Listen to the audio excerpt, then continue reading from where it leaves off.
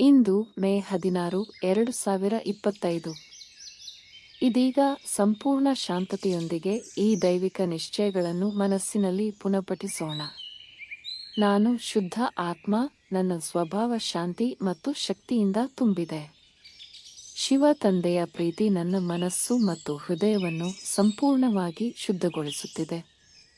ನಾನು ಯಾವುದೇ ಪರಿಸ್ಥಿತಿಗೂ ಬಂದಿಯಾಗದೆ ಅದನ್ನು ಪರಿವರ್ತಿಸಲು ಶಕ್ತಿಯುಳ್ಳವಳಾಗಿದ್ದೇನೆ ಅಥವಾ ಶಕ್ತಿಯುಳ್ಳವನಾಗಿದ್ದೇನೆ.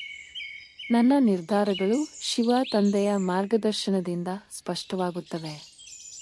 ನಾನೇನು ಒಬ್ಬಳಲ್ಲ ಅಥವಾ ಒಬ್ಬನಲ್ಲ, ನನ್ನೊಂದಿಗೆ ಸದಾ ಪರಮಾತ್ಮ ಇರುವರು. ಇಂದು ನನ್ನ ಪ್ರತಿ ಕಾರ್ಯ ಶಿವತಂದೆಯ ಕೀರ್ತಿಗೆ ಅರ್ಪಿತವಾಗಿರುತ್ತದೆ. ನಾನು ನನ್ನ ಶಕ್ತಿಯನ್ನು ಆಂತರಿಕ ಮೌನದಿಂದ ತುಂಬಿಸುತ್ತೇನೆ. ನಾನು ಪರಿಪೂರ್ಣ ಶಕ್ತಿಯ ಕೇಂದ್ರ, ಶಕ್ತಿ ನನ್ನಿಂದ ಹರಡುತ್ತದೆ. ನಾನು ಆತ್ಮ ಶಕ್ತಿಯ ಅಧಿಪತಿ, ಬಾಹ್ಯ ಶಕ್ತಿಗಳು ನನ್ನನ್ನು ನಡೆಸಲಾಗುವುದಿಲ್ಲ. ಶಿವ ತಂದೆ ನನ್ನನ್ನು ನಿರಂತರವಾಗಿ ಕಾಪಾಡುತ್ತಿದ್ದಾರೆ. ಓಂ ಶಾಂತಿ. ಈ ನಂಬಿಕೆಯನ್ನು ದಿನದ ಸಕಾಲಗಳಲ್ಲಿ ಪುನಃ ನೆನೆಸಿಕೊಳ್ಳಿ, ಮನಸ್ಸು ಶಕ್ತಿಶಾಲಿಯಾಗುತ್ತದೆ.